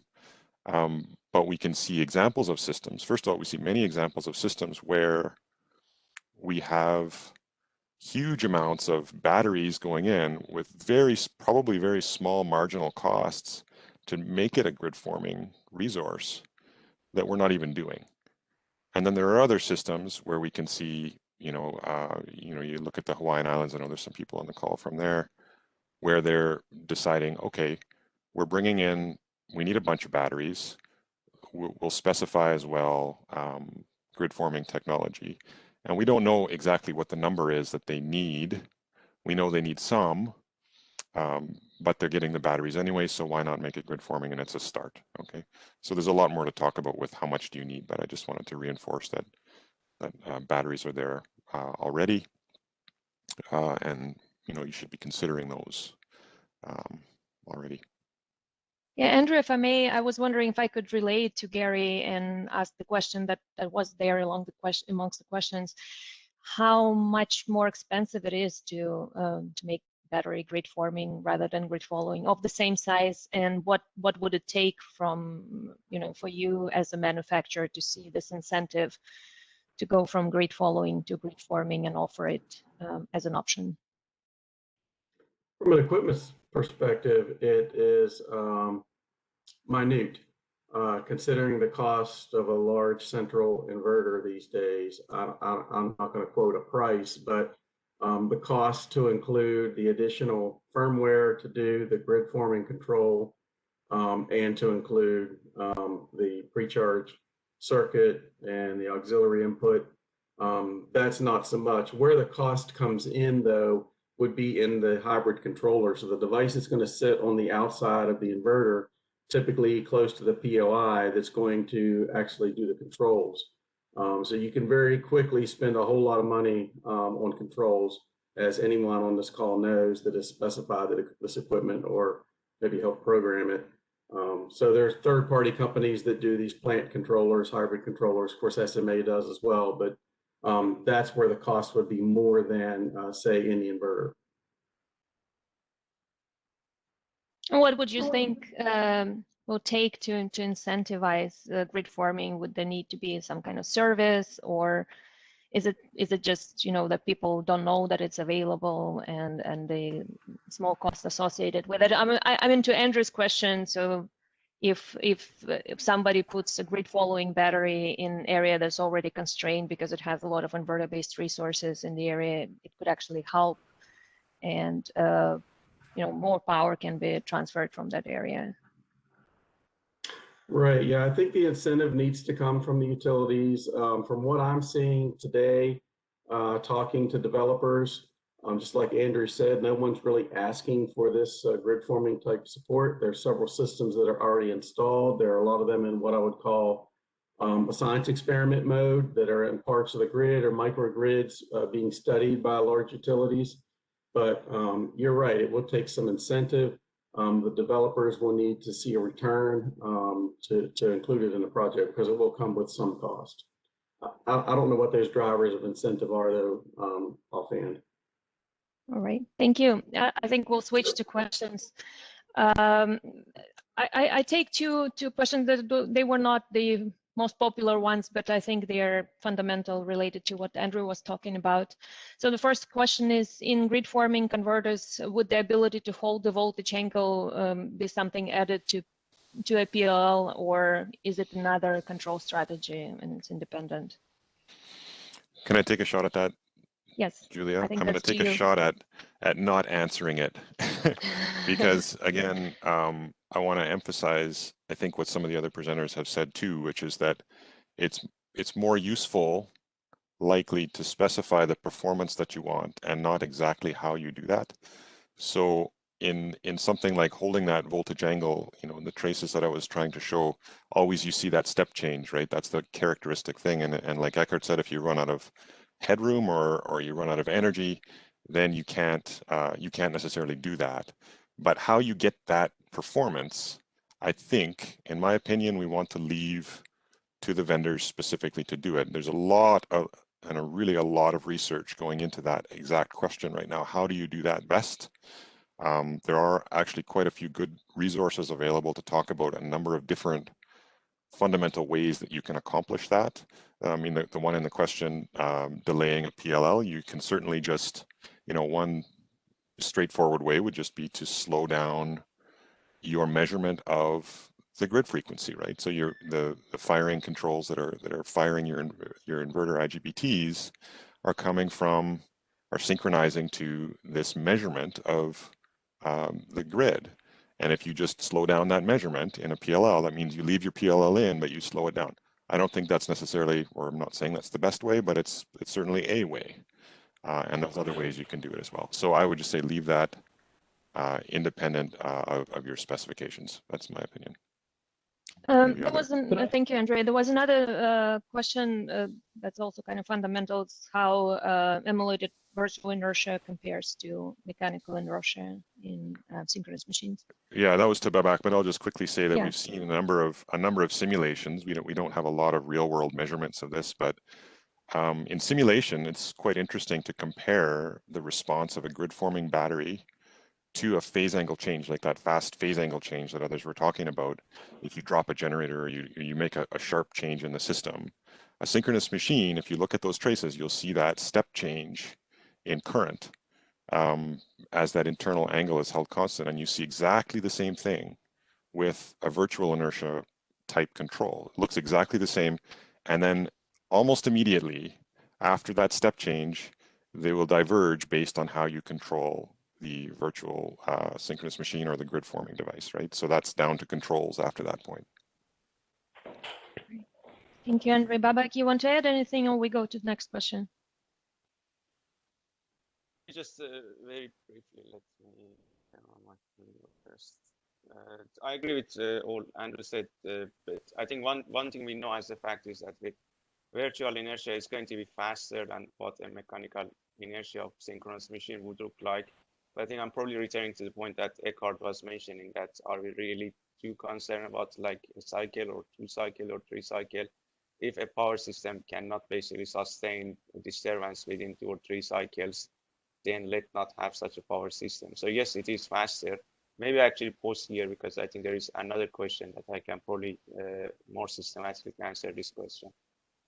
Yeah, I was about to say, so the first and most popular question in here is, can you elaborate on possible unintended consequences of prioritizing virtual inertia over fast frequency response? Sure. Okay, hopefully I didn't cause any confusion, but maybe just to set the scene is that how at least it works in the Australian regulatory system, not power system, and power system perhaps, that there are requirements that sufficient number of synchronous machines, whether condenser or generator, has to be maintained at all times, and they would be essentially bringing the required inertia. Now that's just the regulatory aspect. Now in terms of phenomena and what are the differences between synchronous machine and a grid forming inverter, is that, and I think this aspect was basically discussed by multiple presenters, but just I'm paraphrasing a little bit, that the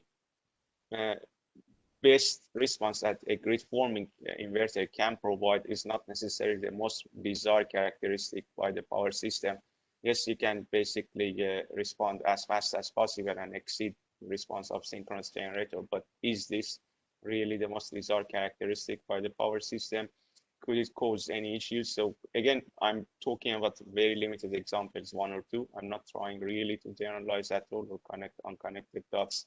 But based on experience we have is that if the best response of grid forming inverter was to be accepted, that would have caused inadvertent operation of some of the system protection schemes that basically was there. And probably the second one, which is more important as far as we see, and I think Andrew mentioned that also briefly, that obviously with inertia emulation, you try to create the same profile as much as possible to what synchronous machine does. Never mind that it may not be necessarily hold. So being able to hold that response is quite critical. So if you basically provided, rapid and aggressive response, but you cannot hold it thereafter, so what is it going to achieve if the frequency has already been maintained well above the threshold at which, for example, under frequency load shedding comes in. So again, like I'm just keep repeating the point that Eckard mentioned, but really the first 5 cycle or so is not a problem. If you have something that's slower, but such that it can maintain that response for basically many hundreds of milliseconds, that is what is desired. And yes, grid forming inverter can provide that, but so has grid following inverters. And again, like, I'm not trying to generalize this based on very limited example, but this very one is based on practical experience. It has been measured. It's how occurred in the system. If we comparing the fast frequency response, by which we mean 200-300 millisecond type of response of a grid forming inverter against grid following inverters on per unit basis, we clearly saw that the grid following inverters provided a better, noticeably better FFR response to grid forming inverter. Undoubtedly, there are many bizarre characteristics that grid forming provides, which grid following inverter cannot.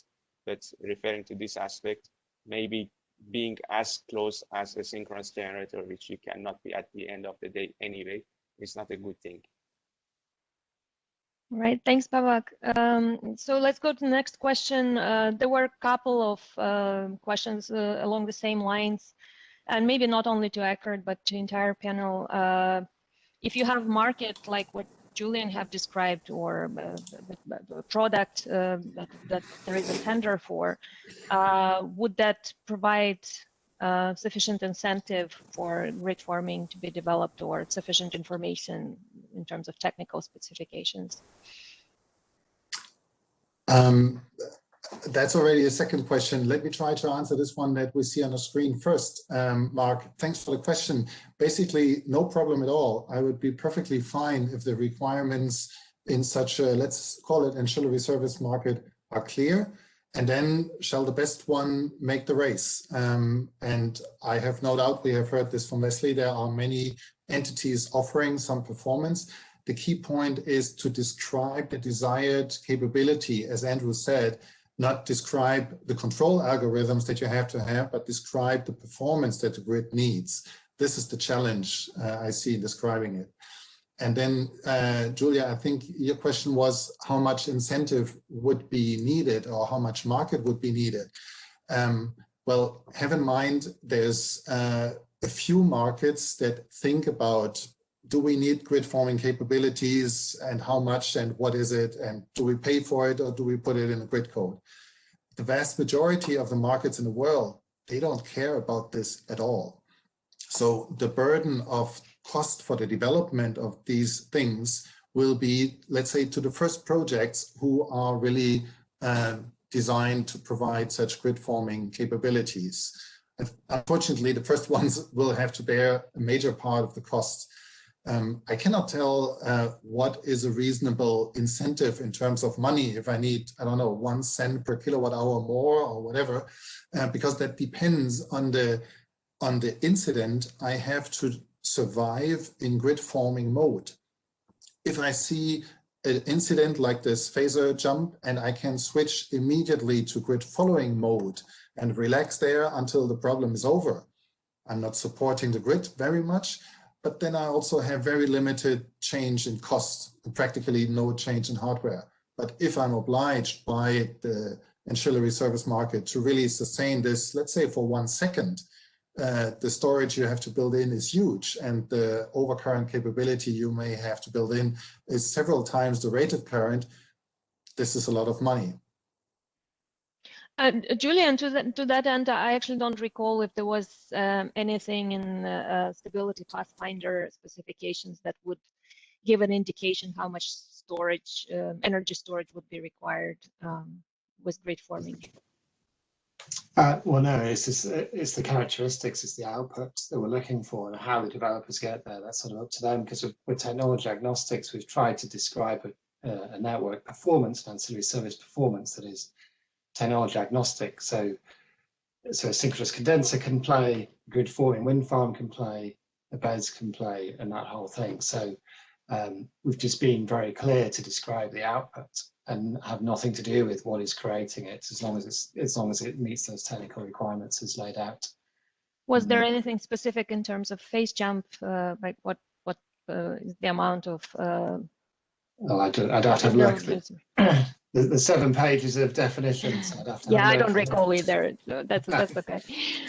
It's not in. Unfortunately, I wish, Leslie, I wish it would be in there, but we're not there yet. We are contributing a little bit to these specifications. There's still some way to go. Okay. All right, thank you. So the next question is, so what are some of the challenges with integrating typical grid-forming inverter into existing networks? What specific control issues we could face? And I think Andrew wanted to take a stab at it. Just, yeah, really quickly, I wanted to take a stab at it, but also as part of that, encourage Tim Green in the panel with one of his particular research elements was sort of talking about, how do we look at these in a sort of a holistic or an analytical way, and it's very hard with the modern complexity and the model level of black boxing in the models. And one of the things we've seen in terms of issues in the first sort of large grid forming studies we've done in EMT, two issues that stand out. One is that since it's down to controls, you get things that are unexpected in the controls. So depending on exactly how good, your OEM designs their fault logic, you're going to have a performance or their transition between a current limiting mode and a grid forming mode. That's one issue, is just it's down to controls, and those controls are unknown. The second issue is we're seeing increasingly unexpected modes of instability. So oscillation modes between virtual synchronous machine devices, but now they're no longer constrained to the ordinary machine modes that we're used to seeing in synchronous generators. So in synchronous generators, we kind of know what the modes look like and what frequencies to look for and so on. With grid forming devices, this can be a very broad band, and the modes of instability that you can see may be quite unexpected and very difficult to find and kill. So that's something that I'm concerned about going forward in terms of what we might see coming up in our system studies. I think that's a really interesting point about the kind of expected frequency range. We have 50 years or more of experience of knowing that inter-area oscillations have this frequency range, and local modes have that frequency range, and so forth. And in a synchronous machine, the different features are well separated in terms of their expected timeframes of the governor is slow compared with the exciter, and the damper windings are very fast, and the mechanical modes are slow, and that's quite well accepted. And which model captures the properties you're interested in, and yet doesn't clutter you with things you don't need to model. But in an inverter, there are lots of overlapping things. The physical filter on the output, the current controllers, the voltage controllers, they're separated from frequency, but not very much, and they tend to overlap. And so it's much harder. And because then those things don't scale very obviously with power rating, they change because the switching frequencies change. And because manufacturers have lots of different ways of approaching this, it's very hard to see a mode in a system and it's 23 hertz and then say, well, that's obviously a voltage control loop going unstable. It's not that simple. And so you need these more sophisticated sort of participation analysis techniques that point to which states are involved in which modes, but you can't do that directly off some of these black box models. And I think that is a place for the research community to get stuck. We have a bit of work going on, back home as it were, Imperial, on that specific issue of root cause analysis. There's lots of other things, probing actively in the network, probing impedances in an impedance spectrum form to try and get live information about when your model is no longer accurate, the system has changed in a way that you didn't know. That is going to turn out to be important, I think.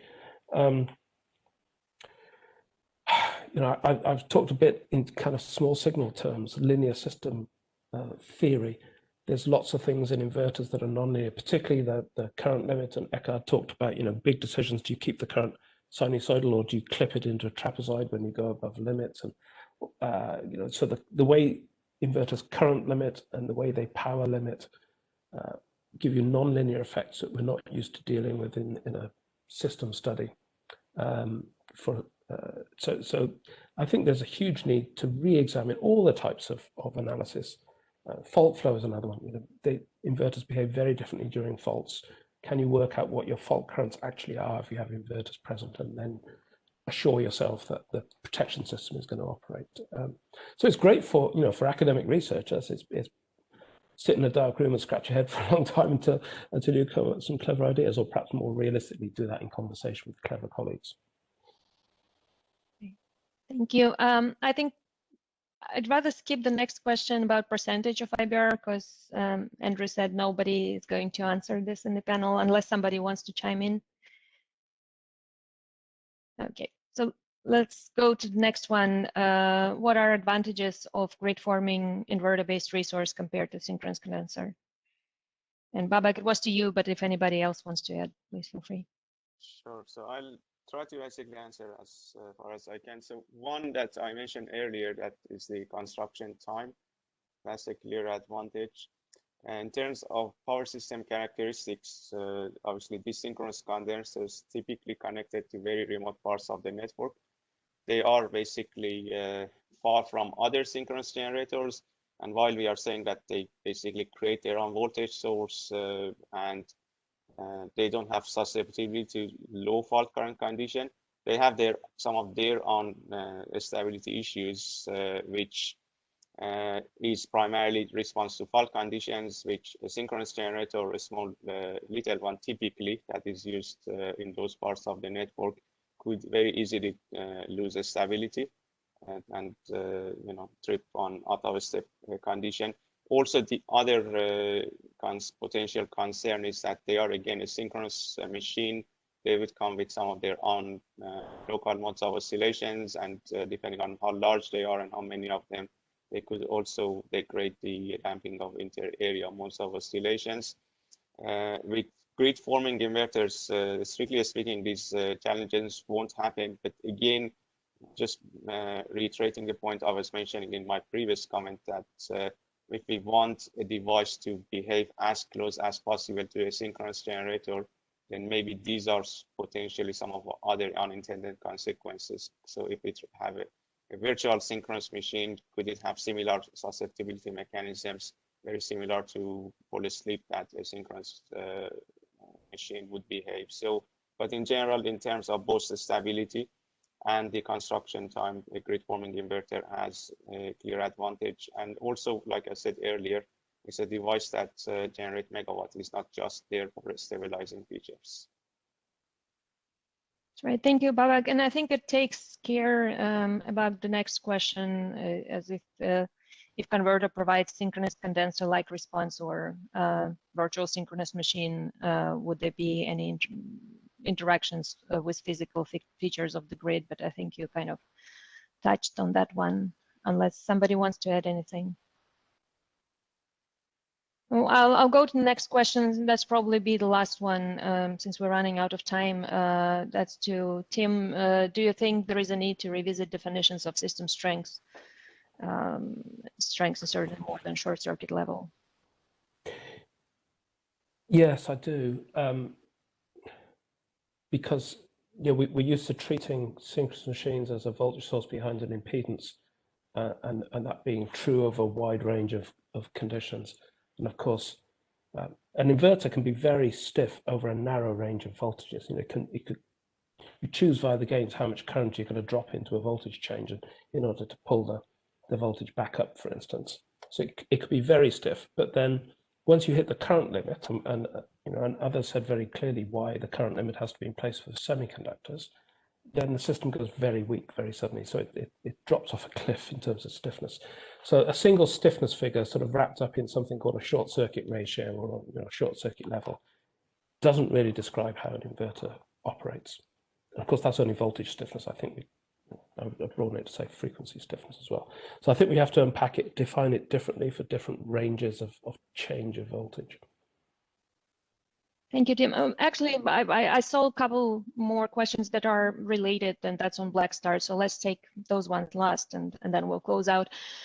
So the first question was for me, if grid forming battery that Babak mentioned proposed to provide black start, was it a part of regular black start procurement, or if it's some kind of pilot project that you run? And then the other question that was related was, what are the risks of grid forming source to provide black start grid following sources and then energizing the grid? What do you see as risks for that? Okay, so I probably take the second one first. Obviously, the risk would be the same as if you use a synchronous machine or a number of synchronous machines to first restart themselves and then to energize the grid following inverters. So the requirement for grid following inverters would remain the same, which is essentially, if you very simply characterize as a short circuit ratio. So as long as that is provided to them, then they would be operating stably. But obviously, in order to achieve that, it means that those grid forming inverters would really need to come with high fault current provision capability. So that is basically the only consideration, or the main consideration, I would say, that it would be applied when using grid forming inverters to restart grid following inverters. And the other consideration is resource adequacy. So these are all intermittent resources. The objective of black start is not just to energize a bunch of generators, but in the end, they would need to supply loads, and they would need to supply the needs of thermal power plants and alike. So how many megawatt they also provide is a key consideration, not just how stable they would be, and maybe they cannot generate much of megawatts. And ramping is another consideration that would need to be considered for those conditions. To answer your first question, no, they weren't as part of the black start procurement. And the main reason is that the revenue that comes from the black start procurement is not probably strong enough to incentivize a battery, especially if the battery is going to be the main interface with the network, meaning that it really needs to have high megawatt hour capability for probably for 2-3 hours. So there have not been currently as part of procurement, but there are actually many interests, in particular to receive some funding from some of the renewable energy organization. So the future, it seems inevitable, because synchronous generators are going away and they're not coming back. So this is becoming a necessity. But if we talk about right now, no, they are not, unfortunately, I would say, part of the procurement. All right. Thanks so much, Babak. We'll try to take rest of the questions offline with presenters. And since time is running out, I think it's about time we wrap up. I would like to thank all panelists for the great presentations and discussion today, and thank you all participants for listening in and posting questions. I think this session offered really great insights about grid forming inverters, and I hope it provided some stimulating thoughts for everyone. I would like to remind you that spring workshop sessions will be held on Tuesdays and Thursdays through April 8th. And we have webinar tomorrow and another workshop session on Thursday related to inverter-based resources. There is no charge for the sessions, and you are all invited to attend. Further information on registration is provided on ESIG website at esig.energy. Thanks again for your participation. Stay safe, and I look forward to seeing you again tomorrow.